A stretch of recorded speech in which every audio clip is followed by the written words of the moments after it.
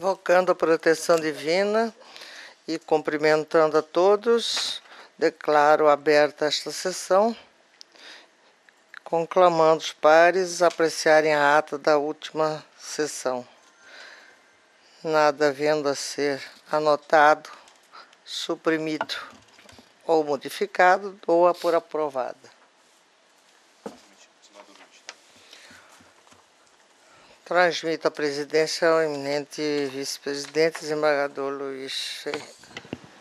Muito obrigado. Aqui, para... Já tem? Já temos. Aqui esse julgamento foi interrompido, né? Continuação, portanto, do processo número 14.755, classe PET, requerente Roberto Carlos Dionésio Lucas, relator Dr. Paulo César Alves Sodré. Nas sessões anteriores, o relator prolatou seu voto, foi acompanhado do Dr. Marcos Faleiro, o Dr. Flávio pediu vista, Dr. Ricardo aguarda. Dr. Flávio, portanto, tem a palavra. Obrigado, senhor presidente. Eminentes pares, doutor procurador, pedi vista do presente feito após ouvir atentamente os argumentos do causídico do requerente, bem como detalhado voto do eminente relator, Dr. Paulo César Alves Sodré, pelas seguintes razões. A1, porque fui citado nominalmente da tribuna de ter participado do colegiado que decidiu casos semelhantes de nulidade insanável. A2, para melhor formar o meu convencimento acerca das teses sustentadas pelo requerente. Quanto às supostas decisões do colegiado, tidas por paradigmas para os autos em mesa, o voto do eminente relator, Dr. Paulo Sodré, esclarece a distinção entre aqueles que, abre aspas, dizem respeito a julgamentos de prestações de contas anuais de partidos políticos de exercícios 2006 e 2007, portanto, anteriores a 2009, que foram apresentados sem a presença de advogado e durante a tramitação até julgamento final, não houve intimação dos partidos para regularização da representação processual, conforme previsão da Lei 12.034/2009, que atribuiu natureza jurisdicional à prestação de contas, fecha aspas.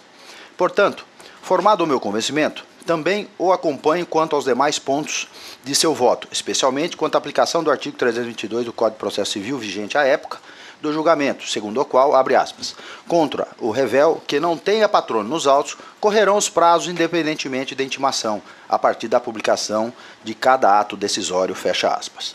Finalizando, com essas breves considerações, acompanho na íntegra o eminente relator, Dr. Paulo César Alves Sodré, pela improcedência dos pedidos constantes da ação de querela nullitatis proposta por Roberto Carlos Dionésio Lucas, mantendo intacto o acórdão do TRE 24753, de 5/3/2015, que declarou não prestadas as contas de campanha, objeto do processo 858-31/2014, classe PC. É como o voto, senhor presidente.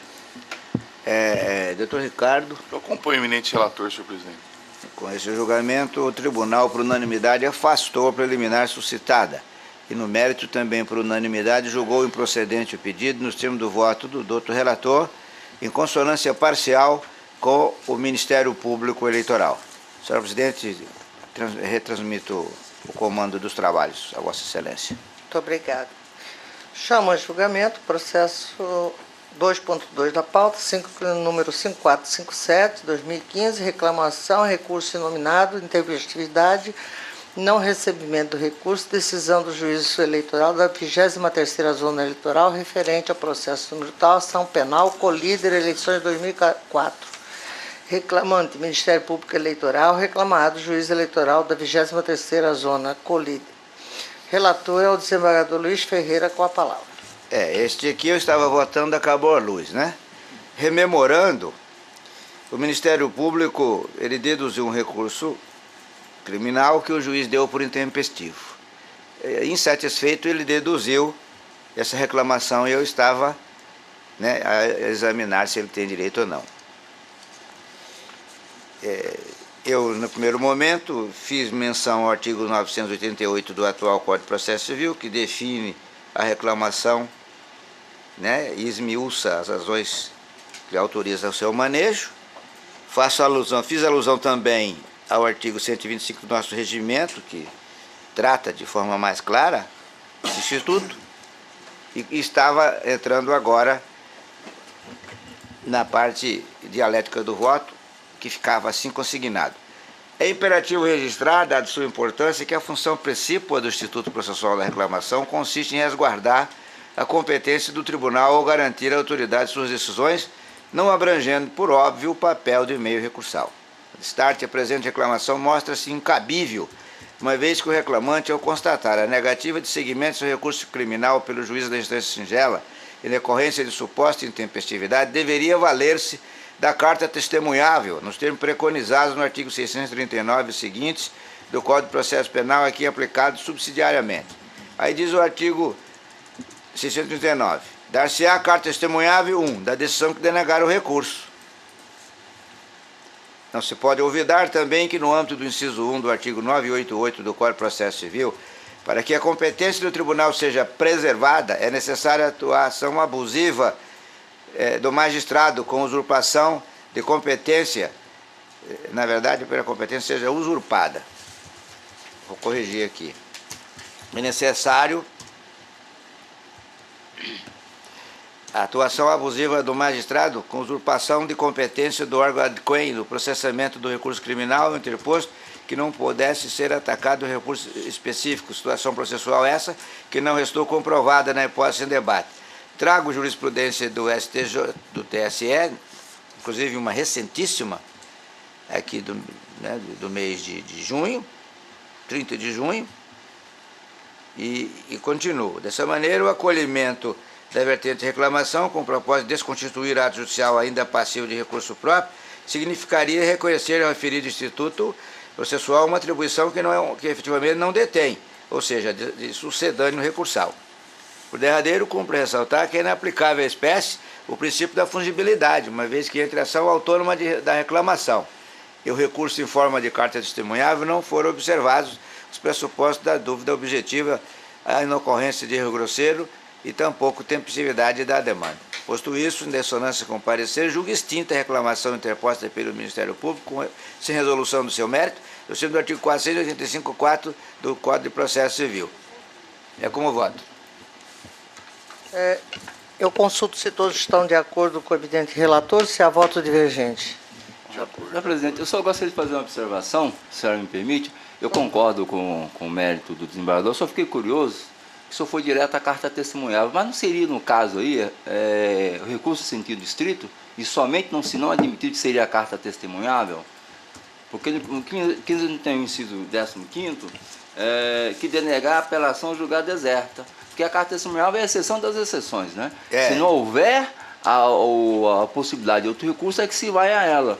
É que o senhor foi muito taxativo com a carta testemunhável. Dada a sua experiência, eu não sei, não seria um recurso em sentido estrito, a primeira hipótese que deveria o Ministério Público ter, mais um motivo ainda para ser julgado improcedente a extinta a reclamatória, porque teria a possibilidade de recurso em sentido estrito, não sendo recebido, aí sim a carta testemunhável, né?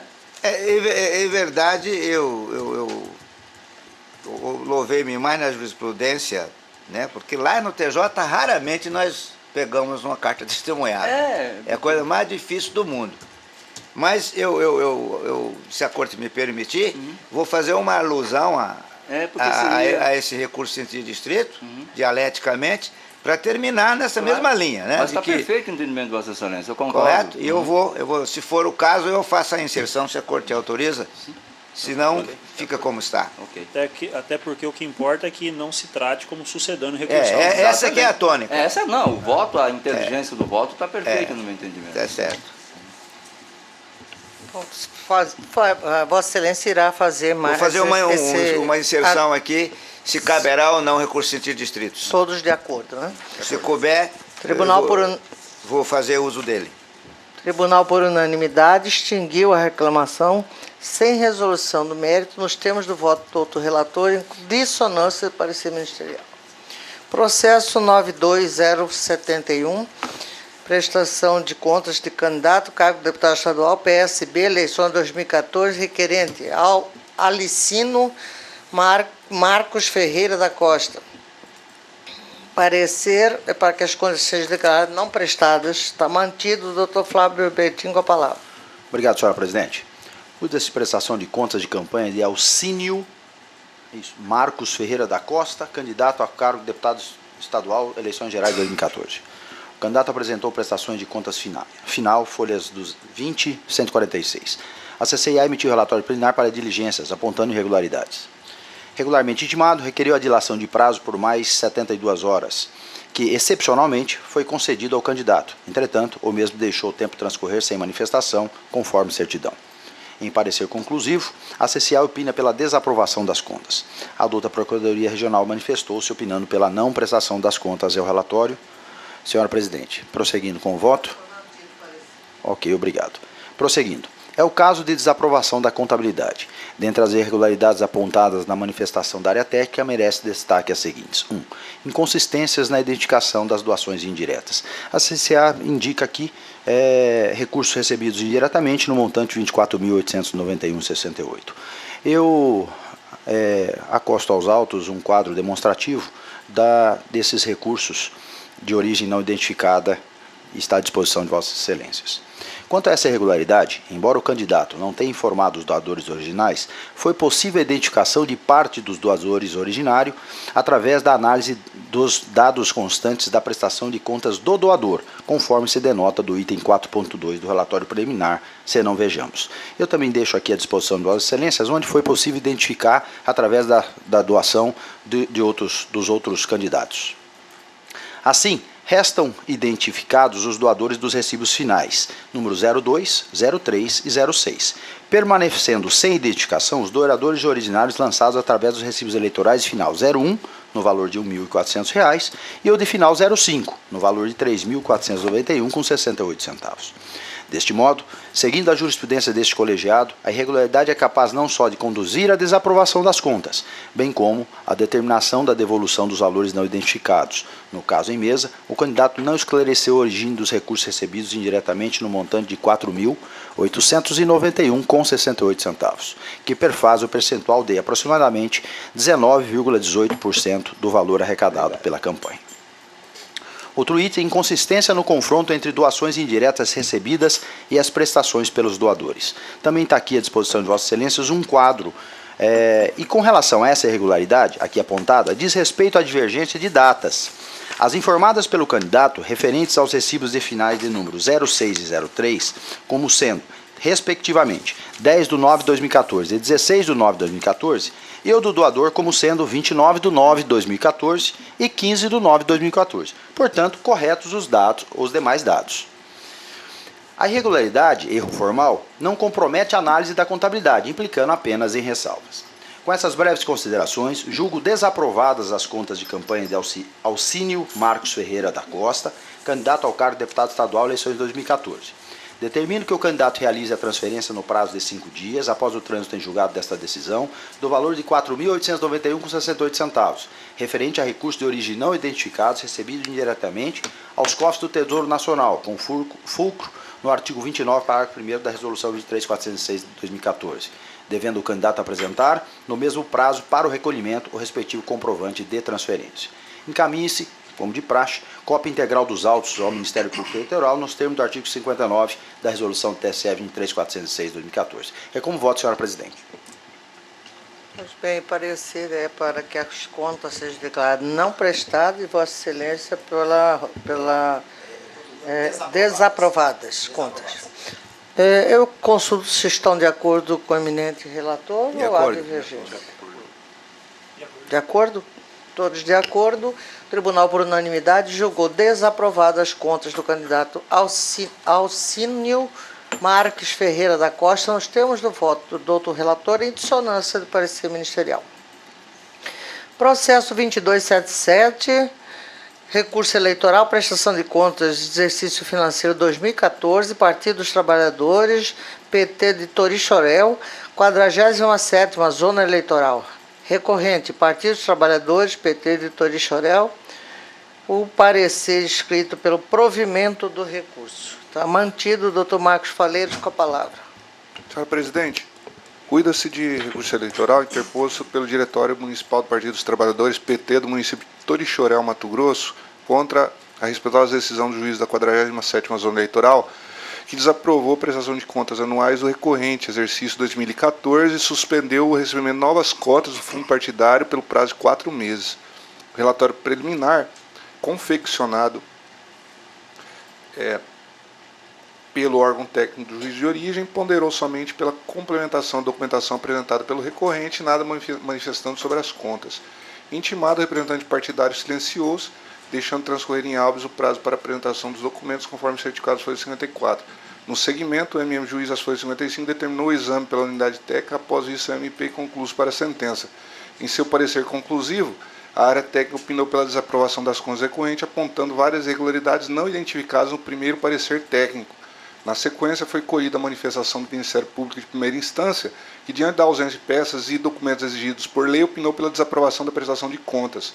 A sentença atacada desaprovou a contabilidade do partido, acatando o parecer conclusivo da unidade técnica, em especial, entendendo que este omitiu despesas existentes para a manutenção e funcionamento da agremiação partidária, quer em gastos em espécie, quer estimáveis em dinheiro. O recorrente interpôs recurso às folhas, alegando em sede preliminar violação do princípio da ampla defesa, uma vez que não foi notificado para se manifestar sobre o teor do parecer conclusivo e nem para apresentar alegações finais. No mérito, sustenta que a correção de sua contabilidade, devendo a respeitosa sentença ser reformada e, por consequente, suas consideradas aprovadas. O Ministério Público Eleitoral de primeiro grau manifestou pelo processamento do recurso perante essa Corte, com abertura de vista ao Procurador Regional Eleitoral. O doutor Procurador Regional Eleitoral opinou pelo provimento do recurso com a anulação da sentença impugnada. É o relatório. Mantido o parecer, Vossa Excelência pode prosseguir. Senhora Presidente, uma preliminar analisa a preliminar de cerceamento de defesa suscitada pelo recorrente por ausência de intimação válida quanto ao parecer conclusivo de folha 57/59, bem como a ausência de alegações finais.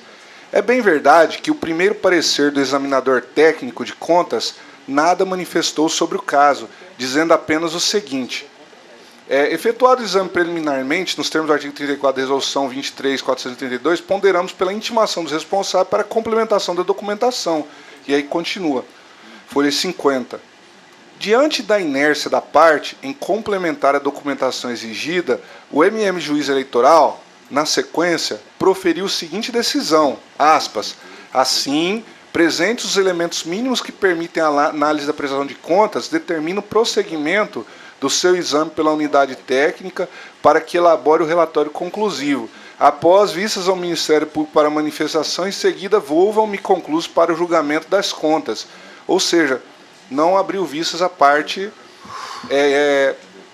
ao prestador de contas. Como visto, a decisão do magistrado obliterou a possibilidade do requerente manifestar sobre o parecer técnico conclusivo, com também apresentar alegações finais.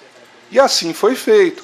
Após o parecer técnico conclusivo, foi 57/59, com apontamento de inúmeras irregularidades e conclusão pela desaprovação das contas, os autos foram com vistas ao Ministério Público e, no seguimento, o meritíssimo juiz proferiu sentenças, as folhas 63/65, utilizando-se do parecer técnico conclusivo do qual a parte não teve ciência. Por exemplo, aqui eu cito um trecho da sentença no qual ele utiliza do parecer do qual a parte não teve oportunidade de se manifestar. Houve evidente descumprimento dos parágrafos do artigo 64 da Resolução 23.463 do TSE, deixo de citá-la, fica à disposição de Vossas Excelências. De certo, em apertada síntese, o princípio do contraditório é formado pelos elementos da informação e possibilidade de reação, aspas, informação prestada, reação possibilitada, fecha aspas. Desse modo, o princípio do contraditório é observado ainda que não se verifique no caso concreto a efetiva reação da parte, bastando que esta tenha tido a oportunidade de reagir. No caso vertente, observa-se que os documentos apresentados pelo recorrente em sua prestação de contas foram analisados somente no parecer técnico conclusivo, oportunidade em que a unidade técnica apontou irregularidades, como, por exemplo, a apresentação de contas zeradas e opinou pela sua desaprovação. O recorrente foi prejudicado porque, por decisão judicial, sequer foi intimado do parecer técnico conclusivo. A toda evidência, não houve observância do princípio contraditório, devendo a sentença ser anulada. Outro não é entendimento do excelentíssimo Douglas Guilherme Fernandes, procurador regional eleitoral, que, ao analisar o caso concreto, assim ponderou, importante ressaltar. Aqui eu cito o trecho do Dr. Douglas, em que ele faz justamente a questão da violação do princípio contraditório e ampla defesa, as folhas 82, fica à disposição de Vossas Excelências. Na linha da jurisprudencial dessa Corte, deve o partido ter a oportunidade de se manifestar nos autos de prestação de contas após a emissão de parecer técnico conclusivo que aponte novas irregularidades sob pena de ofensa aos princípios contraditórios da ampla defesa, conforme se extrai 2 julgados abaixo. Cita aqui julgados do desembargador José Zuquim Nogueira e do desembargador Rui Ramos Ribeiro. Deixo de citar a Vossas Excelências, está à disposição na tela. Deste modo, resultando prejuízo para a defesa, a sentença guerreada deve ser anulada e os autos devolvidos à instância singular para que seja oportunizada a amplitude de defesa ao recorrente. Com essas considerações, em consonância com o parecer ministerial, a acolha preliminar suscitada para declarar a nulidade da sentença de primeiro grau e, por consequência, determinar a remessa dos autos à origem, para que o juiz ACO promova o seu regular processamento e julgamento em conformidade com os princípios da ampla defesa contraditória. É com o voto, senhor presidente. Consulto se estão de acordo com o voto do eminente relator ou há divergência. Todos de acordo? O Tribunal, por unanimidade, acolheu a preliminar de cerceamento de defesa e, por conseguinte, declarou a nulidade da sentença nos termos do voto do doutor relator e em consonância com o parecer ministerial. Chama a julgamento o processo 90.505, prestação de contas de candidato, cargo de deputado estadual, PV, eleições 2014, requerente Ademir da Silva. Parecer pela desaprovação das contas, já mantido o doutor Marcos Faleiros com a palavra. Senhora presidente, cuida-se de processo de prestação de contas de Ademir da Silva, candidato ao cargo de deputado estadual pelo Partido 43 PV, nas eleições de 2014, a qual foi apresentada a essa Justiça Eleitoral em 4/10/2014. Apresentou a prestação de contas retificadora, folha 1832, relatório preliminar para expedição de diligência, apontou várias irregularidades, tendo sido aberta a oportunidade para o requerente se manifestar, tendo mesmo silenciado, conforme certidão de folhas 44. Parecer técnico conclusivo, opinou pela desaprovação das contas em mesa, a Procuradoria Regional Eleitoral opinou pelo julgamento das contas não prestadas, inicialmente. Determinada a inclusão do feito em pauta de julgamento para o dia 10/12/2015, o então juiz relator deferiu a juntada de novos documentos, as folhas 58/93, retirando-o do julgamento.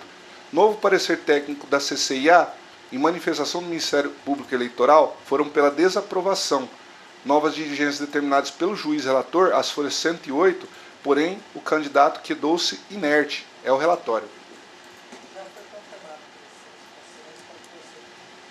Senhora presidente, cuida-se de prestação de contas de Ademir da Silva, candidato ao cargo de deputado estadual do Partido Verde PV-MT, pleito 2014. O candidato Ademir da Silva do PV informou em sua prestação de contas que, para a realização da campanha, obteve receita no valor de R$ 70.860 e despesa no montante de R$ 68.210,02. Pois bem, a unidade técnica assinalou a existência de diversas irregularidades na prestação de contas dos candidatos que foram confirmadas no relatório preliminar para expedição de diligências, folhas 33/35, parecer técnico conclusivo, folhas 45, e segundo parecer técnico conclusivo, folhas 97/100. Respeitados os princípios do contraditório da ampla defesa, restaram pendentes as irregularidades que serão abaixo apontadas. Vejamos. Esse parágrafo faz um resumo das irregularidades, são muitas, vai até a letra I. Aí, como eu irei analisá-lo, eu pularei esse parágrafo, mas está à disposição de Vossa Excelência. Pois bem, passa ao exame das irregularidades contidas na prestação de contas do candidato do PV. A CCIA informou que a procuração, aspas, ad judicia et extra, fecha aspas, folhas 93, não está assinada pelo requerente. Verifica-se também que a prestação de contas tipo retificadora final, constante às folhas 60, foram entregues sem assinatura do prestador. O prestador foi intimado para regularizar, todavia ficou inerte em nada se manifestando, folha 111. É bem verdade que, diante dessas irregularidades, as contas deveriam ser consideradas como não prestadas. No entanto, os extratos de prestação de contas anteriores estão devidamente assinados, consoante documentos de folhas 8, 18 e 18A, e a procuração para o advogado Paulo Salem Pereira Gonçalves foi devidamente juntada, assinada e anexada às folhas 10, com o primeiro extrato de prestação de contas.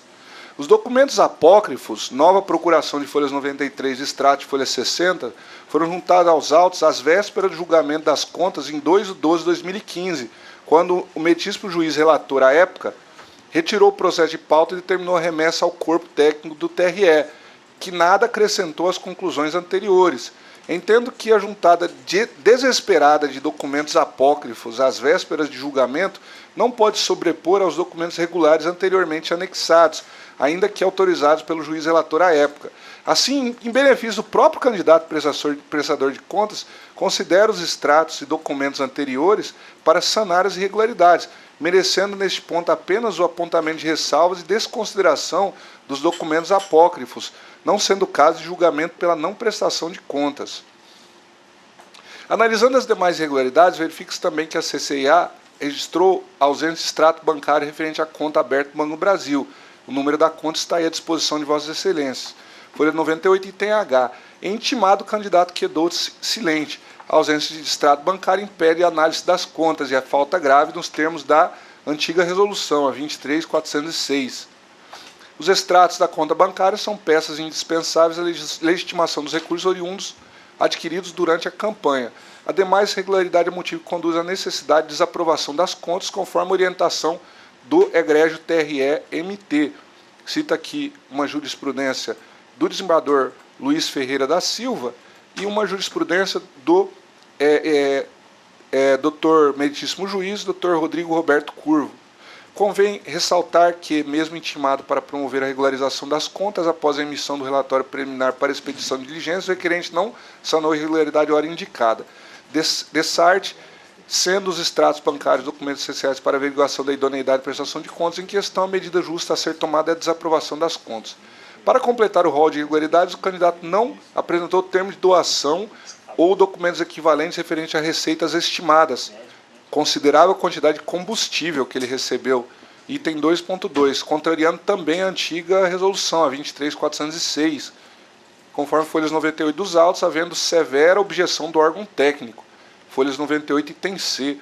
Doações estimáveis em dinheiro, no caso combustível, somente podem ter sua legitimidade verificada com a demonstração de que o doador é proprietário do bem ou é o responsável direto pela prestação do serviço, que não ocorreu no presente caso concreto, conforme o documento de folhas 39. Deve o prestador emitir o respectivo recibo eleitoral de doação estimada, assim como apresentar o termo de doação ou cessão. Não tendo havido correto lançamento na prestação de contas, no caso concreto, a irregularidade grave, que é apreciada em todo, leva-nos à desaprovação das contas conforme a decisão do TRE-MT. Cita aqui uma jurisprudência do Dr. Meritíssimo Juiz Paulo César Alves Sodré. Como se não bastasse, nos itens 2.1 e 2.3 do relatório preliminar de folhas 33/35, ratificado e confirmado pelo relatório de folhas 97/100, aponta que o candidato recebeu doações indiretamente no montante de R$ 30.860, sem adequada identificação dos respectivos doadores originários, conforme notas, eu coloquei finais aqui, mas é um número completo, tem que tirar, finais 01, folhas 23, 02, 28, final 05, 26 e final 07, folhas 30. No caso, houve doações de recursos estimados em dinheiro, notadamente combustível, conforme se denota dos documentos, foi 29, 31, 39 e 65. As doações em questão originaram do Comitê Eleições 2014, Pedro TAC, sem identificar o doador originário quando da emissão do recibo eleitoral, questão já apreciada nesse sodalício. Cito o acórdão 25.427 e o último julgamento dessa corte, relatoria Dr. Paulo César Alves Sodré. Na presente hipótese, a primeira consequência da declaração irregular, porque não identificado e indicado doador originário, é a necessidade que os valores estimados desse recurso sejam transferidos em pecúnia ao Tesouro Nacional, não observando serem estimados em dinheiro os recursos irregularmente arrecadados. Nesse sentido precedente dessa corte, também cito o julgamento acórdão 25.450 do TRE-MT. Portanto, no presente caso, há de se proceder a transferência de R$ 30.860 ao Tesouro Nacional, por ser esse valor correspondente ao estimado das doações recebidas nos termos postos acima. Por fim, a CCIA aferiu também que, apesar prestador ter apresentado o saldo final da conta de campanha zerada, constatou do demonstrativo de receitas e despesas sobras financeiras de campanha no valor de R$ 2.649, que deveriam ter sido devolvidas, conforme previsto na antiga resolução, a 23.406, e não foram, consoante documento de folhas 60 e 99. As sobras financeiras ordinárias do fundo partidário, elas devem ser depositadas na respectiva conta do partido, destinada à movimentação de recursos dessa natureza. Já as sobras financeiras de outros recursos devem ser depositadas na respectiva conta bancária do partido. Nessa ordem de ideias, a unidade técnica deverá identificar a origem da sobra para que o candidato possa fazer a devolução prevista em lei, eis que não há identificação da origem dessa sobra, se é de fundo partidário ou se é de doações ou outros recursos. Existem ainda derradeiras irregularidades, que passo a resumir. Existência de doações recebidas em data anterior à entrega da segunda prestação de contas parcial em 2/9/2014, mas não informadas à época, no valor de R$ 42.160, correspondente a 59,5%. De acordo com os recibos eleitorais finais 01, 02 e 04, foram feitas doações não informadas na primeira prestação de contas e em diligência o candidato requerente silenciou-se. Aqui incide a resolução 23.406 e os valores envolvidos correspondem a quase 60% das despesas, considerando como infração grave pela normativa eleitoral, tem por rejeitar as contas. Realização de despesas antes da data de solicitação do registro de candidatura e da concessão de CNPJ. Também deixe de ler que está claro até na nova resolução também, que não pode fazer despesa antes do registro de candidatura e da abertura do CNPJ, tanto na antiga quanto na nova resolução. Também tenho por rejeitar as contas. Assim, pela grande quantidade de falhas graves, alternativa outra não resta, senão a decisão pela desaprovação das contas. Diante do exposto, em consonância com o parecer do Procurador Regional Eleitoral, julgo desaprovadas as contas apresentadas por Ademir da Silva, candidato ao cargo de deputado estadual pelo Partido Verde, PVMT, nas eleições gerais de 2014. E ainda, considerando que houve utilização de recurso de origem não identificada no valor de R$ 30.860, determina a transferência dessa quantia ao Tesouro Nacional por meio de GRU, observando-se o prazo de 5 dias após o trânsito julgado dessa decisão, devendo ser apresentado o respectivo comprovante no primeiro dia útil seguinte ao referido prazo, sob pena de encaminhamento de informações à Procuradoria-Geral da Fazenda Nacional para o fim de cobrança, na forma do artigo 29 da resolução. Determina encaminhamento do processo ao Ministério Público, na forma do artigo 22 da Lei 9.504. Por fim, determina que a Coordenadoria de Controle Interno e Auditoria identifique a origem da sobra de campanha, se são de fundo partidário ou de outros recursos, uma vez que identificada, intime-se o candidato para, no prazo de 30 dias, comprovar a transferência do valor R$ 2.649 ao partido, bem como de comunicação à agremiação interessada sobre a existência do referido crédito. Não sendo cumprida a determinação no prazo fixado, os autos deverão ser encaminhados ao Ministério Público Eleitoral para as providências que entender pertinentes. É como voto. Eu consulto se todos estão de acordo com o relator ou há divergência. De acordo. O Tribunal, por unanimidade, desaprovou as contas do candidato Ademir da Silva nos termos do voto do outro relator, em consonância com o parecer ministerial. Processo 2957, embargos de declaração, recurso eleitoral, representação, doação de recursos acima do limite legal, pessoa jurídica, 51ª Zona Eleitoral, eleições de 2014, embargante Hélio Luiz da Silva, embargado Ministério Público Eleitoral. O relator, Dr. Ricardo Almeida, com a palavra. Obrigado, senhor presidente. Cuida-se de embargos de declaração opostos por Hélio Luiz da Silva, ME, contra o acórdão de folhas 147 a 155, que em sessão plenária de 8/7/2016, por unanimidade, rejeitou os primeiros embargos de declaração. O referido acórdão ficou assim emendado: embargos de declaração, representação, doação acima do limite legal, omissão, inocorrência, embargos rejeitados. Não há que se falar em omissão na decisão recorrida, que exaustivamente analisou os pontos rechaçados, tendo o embargante suscitado questão expressamente manifestada no acordo o que evidencia a desnecessidade de quaisquer reparos. Aduz o embargante em seus segundo embargos que há omissão no acórdão dos primeiros embargos opostos diante do não enfrentamento de todos os itens elencados, tais como, abro aspas, revogação dos dispositivos legais que disciplinavam a matéria e objeto da representação eleitoral, bem como a aplicação do artigo 23, parágrafo 7º da Lei 9.504/97. Por fim, requereu o provimento dos declaratórios para que a omissão seja suprida com a produção de efeitos modificativos sobre o julgado. É o relatório, senhora presidente. Se ele não aparecer, você... Posso prosseguir, né? Senhora presidente, eu vou resumir, mas eu estou rejeitando os embargos e como se trata, na verdade, dos segundos embargos declaratórios e não há nenhum elemento novo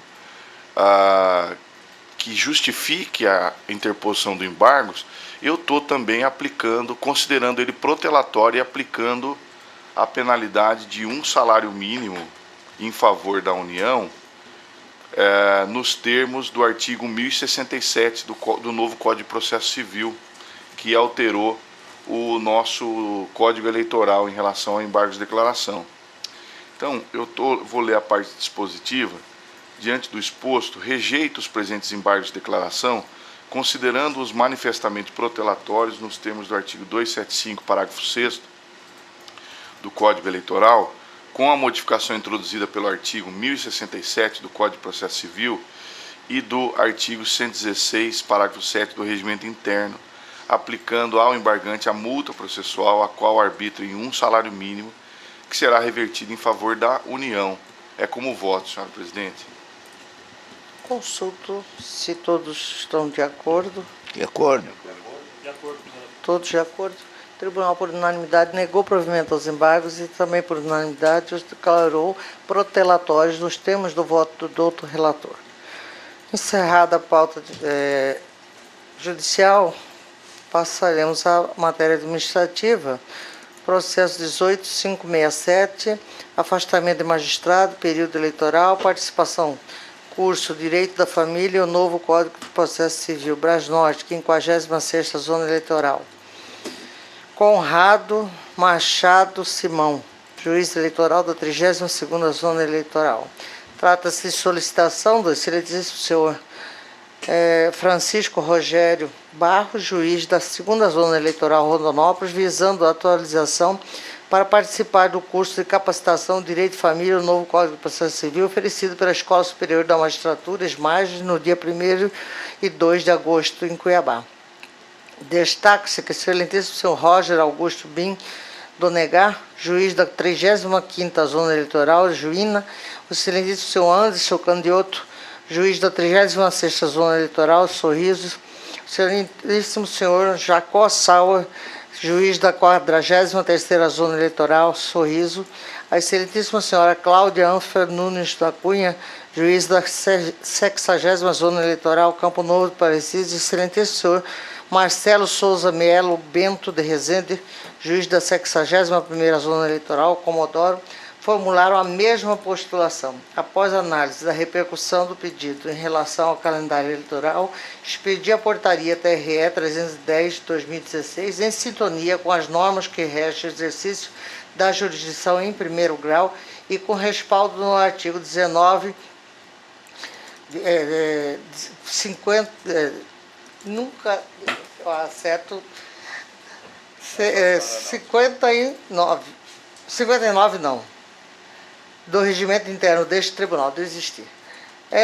Na verdade é o seguinte, esses juízes estão há algum tempo requerendo a participação no curso das ESMAG.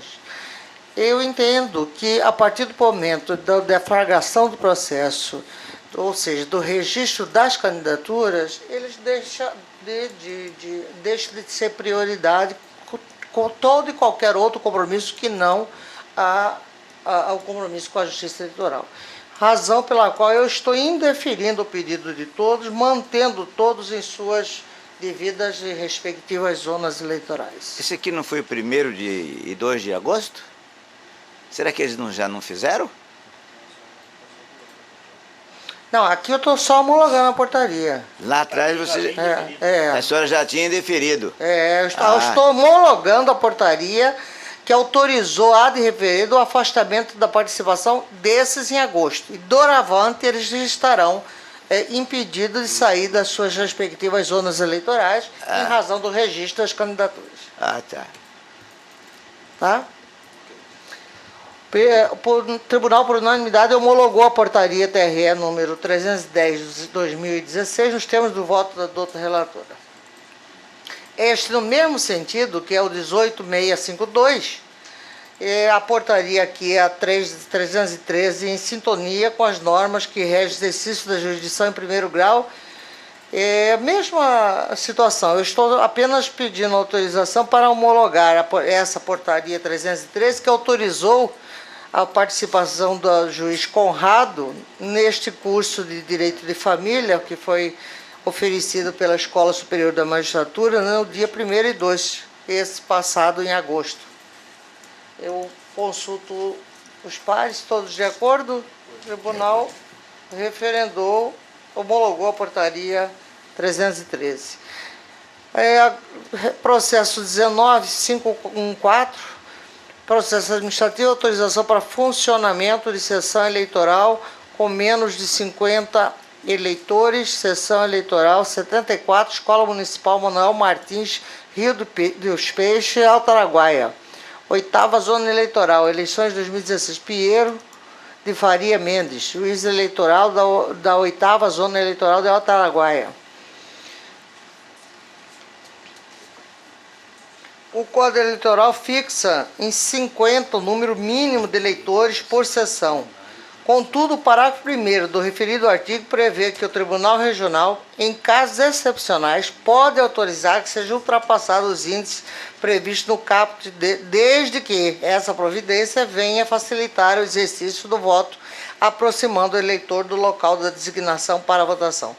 O nosso Estado possui dimensões continentais, cujos eleitores domiciliados na zona rural convivem diariamente com dificuldade de deslocamento decorrente não só de grande distância, mas também da precariedade das estradas de acesso. No caso em apreço, soma-se a este fato, em conteste as justificativas apresentadas pelo juízo requerente, em razão do exposto, caracterizado o caráter excepcional do pedido e a viabilidade técnica atestada pela Secretaria de Tecnologia de Informação, voto no sentido de autorizar a sessão número 74, situada na Escola Municipal Manuel Martins, Distrito Rio do Peixe, em Alto Araguaia, pertencente à circunscrição da 8ª Zona Eleitoral Alto Araguaia, a funcionar com menos de 50 eleitores. Peço resolução. Todos de acordo? De acordo. Resolve os membros do Tribunal Regional Eleitoral, por unanimidade, autorizar o funcionamento com menos de 50 eleitores da sessão 74, pertencente à 8ª Zona Eleitoral, nos termos do voto da relatora. Senhora Presidente, eu não sei se teria autorização para retornar só a discussão que a questão anterior, só para confirmar o acerto da decisão de Vossa Excelência, é que no interior a presença física do juiz, principalmente uma eleição curta como essa, nos últimos 20 anos, eu acho que nós não tivemos uma eleição tão curta como essa, a presença física do juiz na comarca ela é imprescindível e inibe a prática de várias infrações eleitorais, então é imprescindível que Vossa Excelência profira decisões dessa forma para manter o juiz na comarca. A própria presença dele lá já é um fator preponderante manter a ordem eleitoral na comarca. Só queria deixar registrado. Inclusive, essa postura foi tomada a referendo deste plenário e eu já tinha noticiado este fato anteriormente à diretora da Escola da Magistratura, que após o registro das candidaturas não seria autorizado o afastamento do juiz da sua zona eleitoral. Há uma proposta de resolução para alteração da sessão do dia 29 de agosto para o dia 26 de agosto, ou seja, 29, uma sexta-feira, né, doutor Ricardo, a proposta para que essa sessão seja realizada no dia 26, ou seja, na segunda-feira que antecederia a data previamente estipulada. Agosto? É. Não é o contrário? 29 não é segunda? É, segunda para sexta. É de segunda para sexta, né? Não é de sexta para sexta. É de segunda para Isso, sexta. tá certo, trazendo desculpe. de segunda para sexta. Entendi. Todos de acordo? É acordo, Lu. O Tribunal, por unanimidade, alterou a resolução não tô nem 1810, que anotando definiu o mais. calendário das sessões do segundo semestre de 2016, os termos do voto da relatora. No site. Só uma informação aos senhores.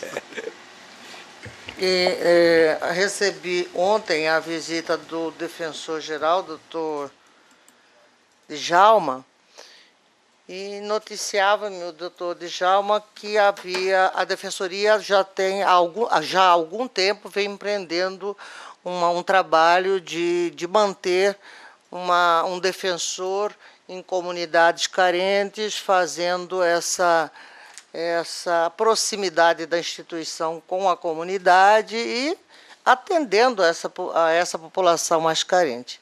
E que ele estava preocupado com a deflagração do processo eleitoral e a possibilidade de candidatos tirarem proveito disso através dos presidentes de bairros e coisa e tal.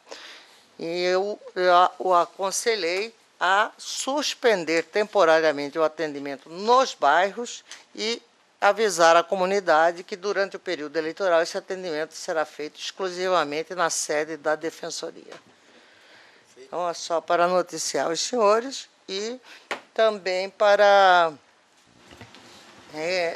ratificar o convite do café da manhã para aqueles que, obviamente, que tiverem disponibilidade amanhã na TV Central. Senhora Presidente, uma parte? Pois não. Eu também fui